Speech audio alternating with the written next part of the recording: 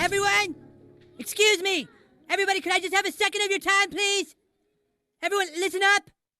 Listen, everybody, I owe Kyle a big apology, and I want to do it in front of everyone because I was wrong, Kyle. About what? I'm afraid that Kyle and I got into a little disagreement yesterday. Yeah, it was pretty nasty. And, I was totally wrong, and you were right, Kyle. I thought only humans could be ginger. Is Davin here? Davin Miller? Oh yeah, there you are. I owe you an apology too, Davin. When Kyle said that humans weren't the only species that could have light skin and freckles, I totally laughed in his face. But it turns out Kyle was right. There are other animals that can be ginger as well. I didn't believe it. I guess I didn't want to believe it. But this morning I saw a red-haired, light-skinned cow, and I owe you, Kyle, and you, Davin, my sincerest apologies. Where did you find a red-haired cow? Oh, would you guys like to see it? There it is right there, see? A red-headed cow.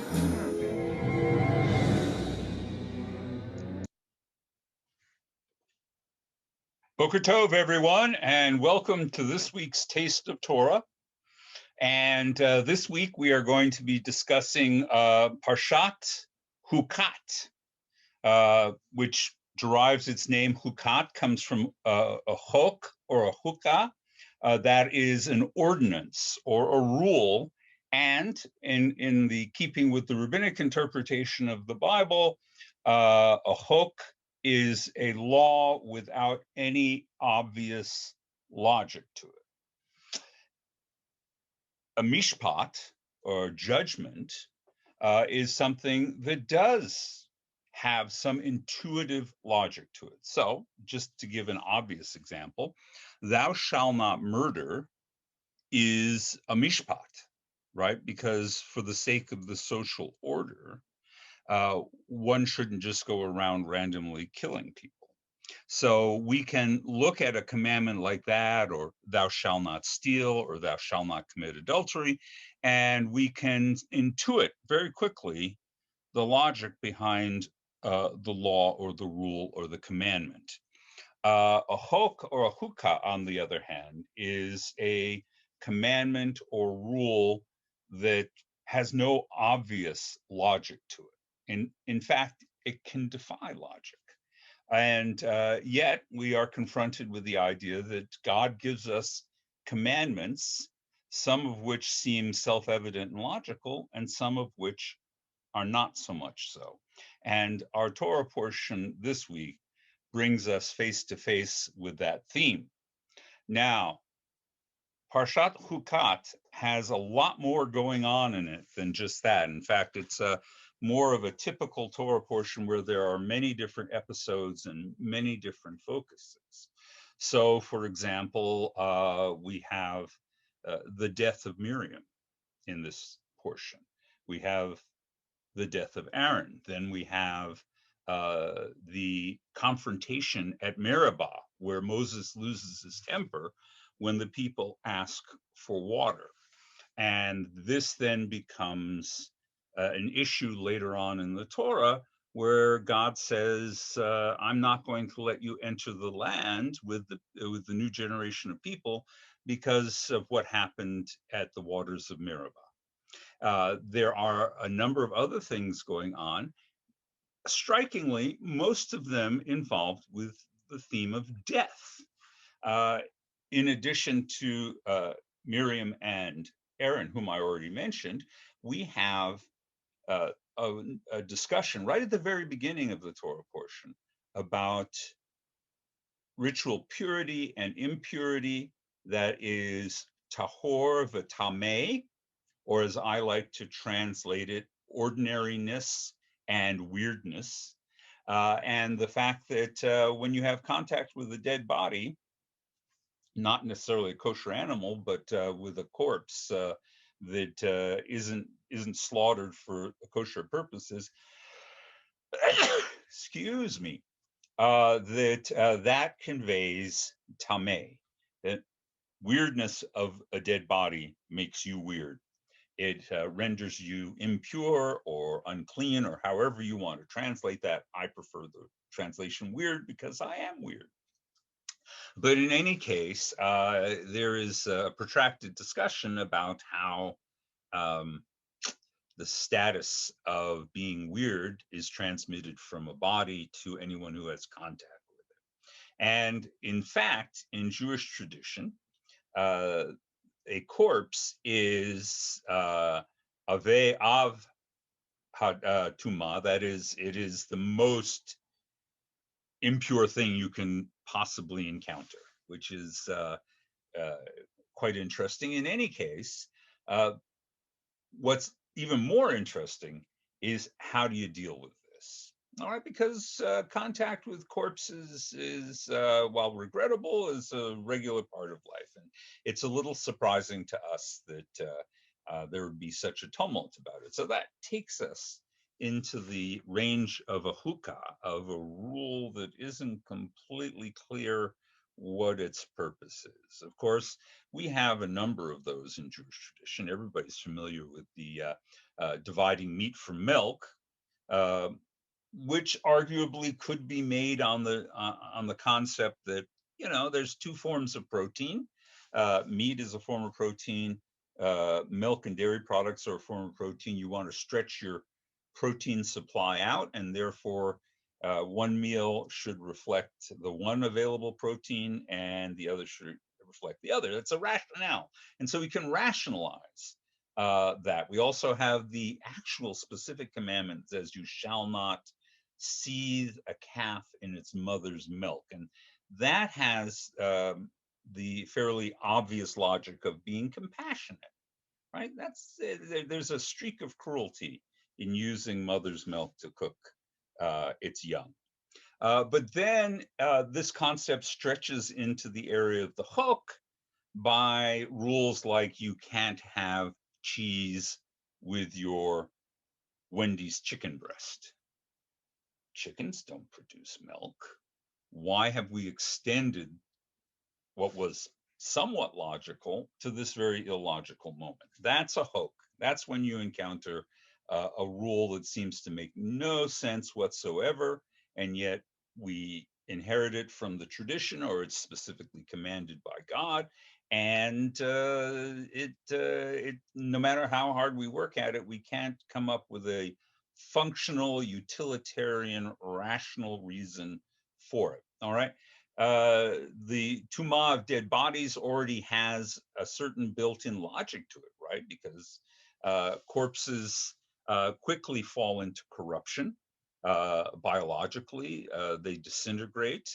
They become a health hazard. So we can extend that logic and say, well, maybe the rules about not having contact with the corpse reflects this intuition that corpses are unhealthy. Of course, the reality is that in all generations, we have to deal with corpses. And so what we need is a mechanism to get us out from under that possibly logical tuma, that possibly logical idea of not handling a corpse or being cavalier about handling a corpse. And so there's always a mechanism for purification. In the Israelite system, there's always a way to become tahor. There's waiting over time until you are considered no longer tuma, and you can then go about your normal business and handle normal objects. There is purification through water, but at the heart of this particular Torah portion is a mechanism of purification that is true hook. And that brings us back to that little clip from South Lake that, not South Lake, South Lake may be very similar to South Park in a number of ways that we people in Flower Mound understand. But in any case, it's actually South Park, the comedy show. And of course, if you're familiar with South Park at all, you know that there's this ongoing joke about redheaded people. Do they have souls? All this sort of thing. So conversations about gingers are a big deal. And in this particular one, it refers to a ginger cow. But that's what our Torah portion talks about. Because what we have is something called para adama, that is a red heifer or a red cow. Why are we talking about a red cow? Because apparently a red cow was absolutely indispensable to be able to render oneself pure again after contact with the corpse. What is this particular commandment?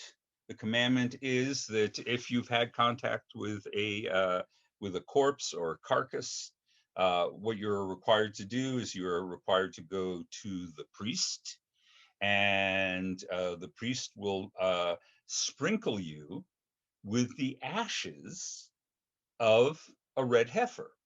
And sprinkling of these ashes performs that function of purification.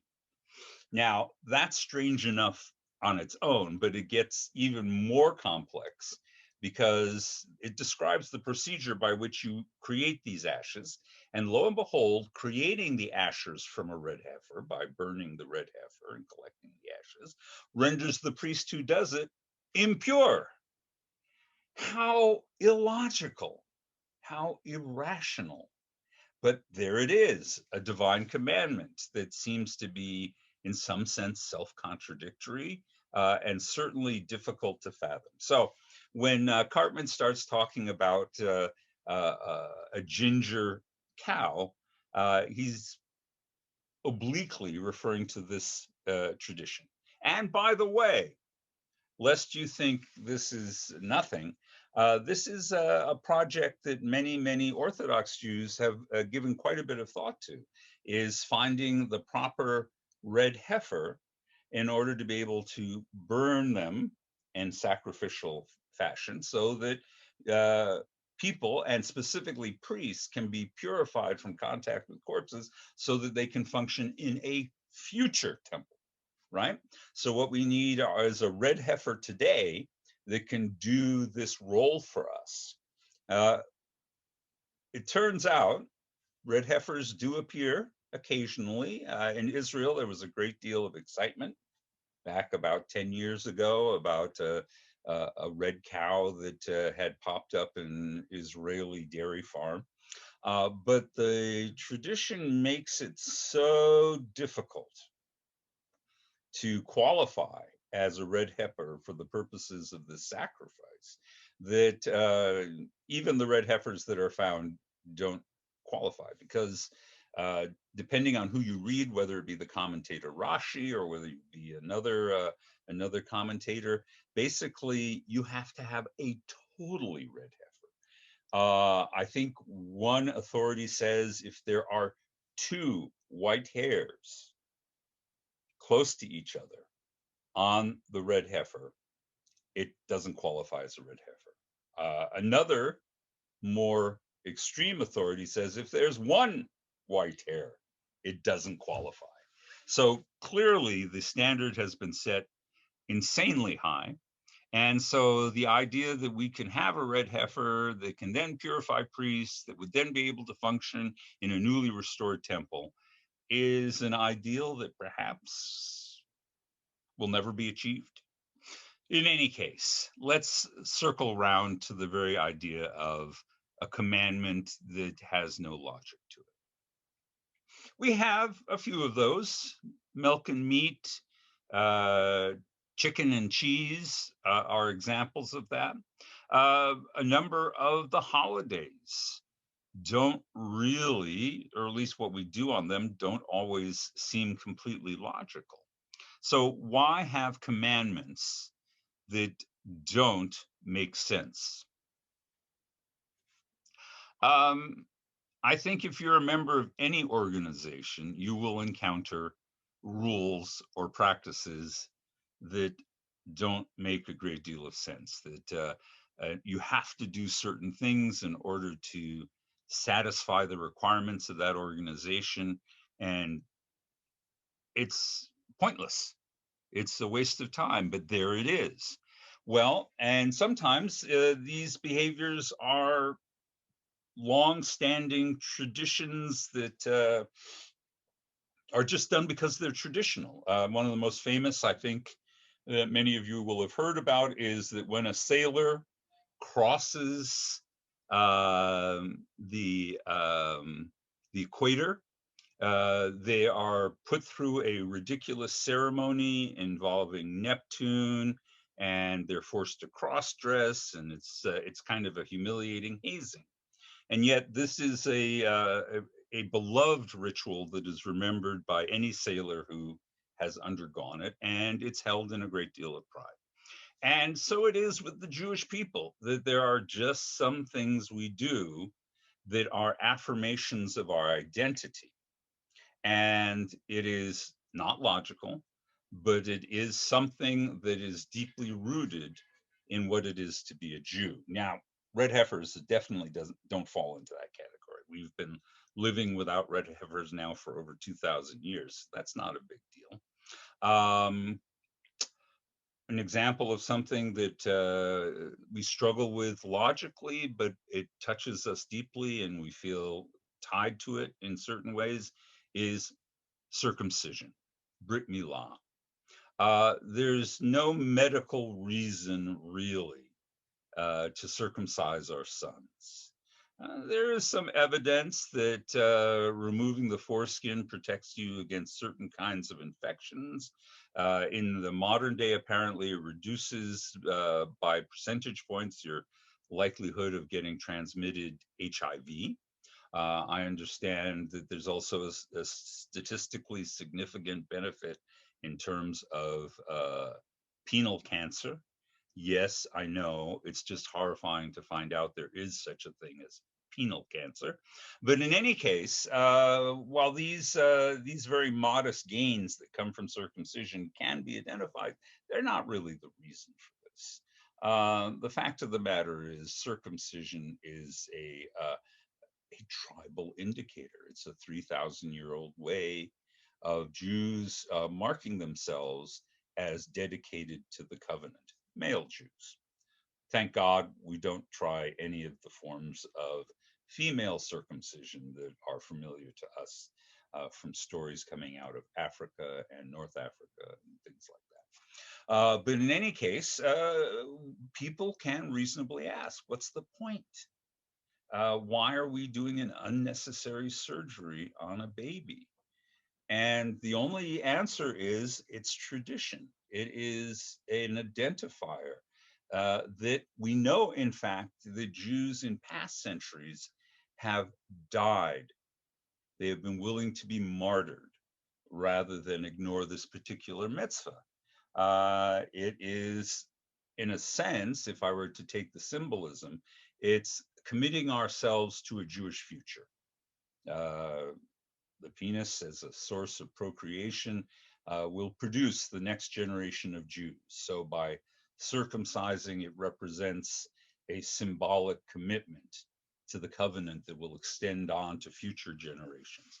That may have been the original logic, but it isn't particularly logical, and yet we still do it. Sometimes we need illogical practices to help us identify. If everything simply hinged on being functional or utilitarian, well, then we'd all do the same things. We'd all be identical people. There's no logic to high heels, and yet so many people wear them. And we do so to express ourselves and to express our identification with certain ideas or values or fashion. And so it is that Judaism occasionally provides us with a couple of hukah, a couple of, I'm just going to do it because I'm Jewish. And I think that's actually useful. I think that's important. That we have member of the club things, the things that constitute the Jewish secret handshake, as it were. It creates solidarity, it shows commitment, and it builds Jewish identity.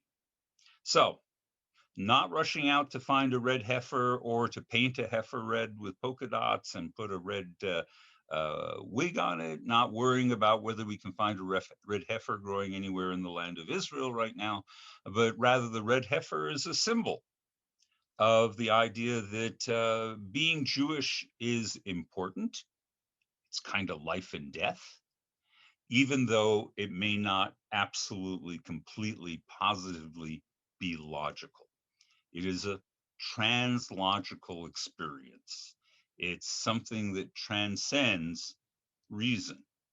But I think because of that, that's why we've been around for as long as we have, and we may indeed be around effectively forever, because we just insist on doing it the Jewish way.